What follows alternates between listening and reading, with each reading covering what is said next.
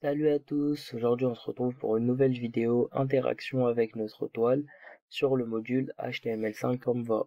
Aujourd'hui, nous allons partir sur le scénario C et sur ce scénario C, nous allons voir comment ajouter de la finition à nos lignes.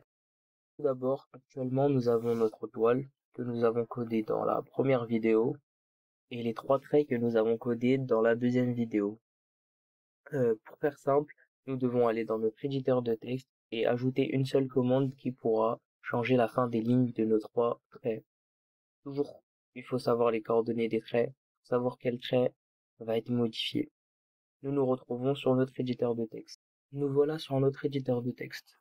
Comme d'habitude, nous avons notre page HTML que nous allons lancer après. Nous avons le style CSS qui est derrière. Nous voyons ici. Ensuite, nous allons dans notre JavaScript. Pour faire simple, pour ajouter de la finition à nos lignes, on appelle ça les fins de ligne. Juste pour l'ajouter, on utilise le context.linecap.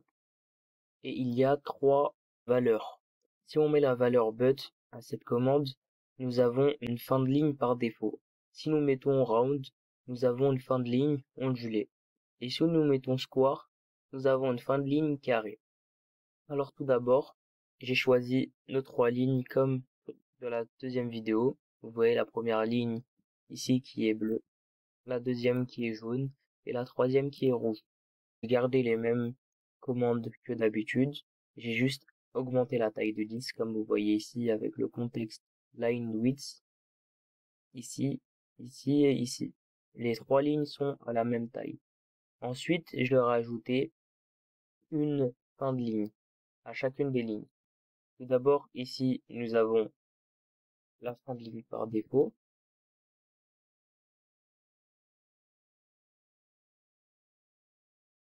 Ici, nous avons la fin de ligne qui va être ondulée.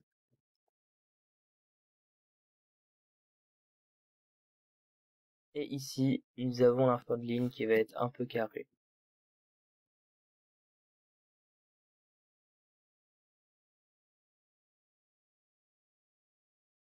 Nous nous retrouvons sur le HTML.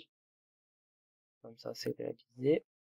Et nous allons voir, d'abord, n'oubliez pas de sauvegarder, c'est une bonne chose. Ensuite, nous allons lancer avec le serveur. Et nous allons voir le résultat. Et tout d'abord, avant de lancer, j'ai oublié quelque chose. Nous devons voir que, ici, la toile appelée est la même toile ici dans la définition aussi du fichier JavaScript que vous voyez ici. Sinon, ça ne marchera pas. Lançons pour voir maintenant le résultat. Nous observons que nous avons bien nos 3 lignes, la bleue, la jaune et la rouge, et nous remarquons ici qu'il y a des fins de ligne différentes. Ici, nous avons la par défaut, la round qui est ondulée, et la square qui est carrée.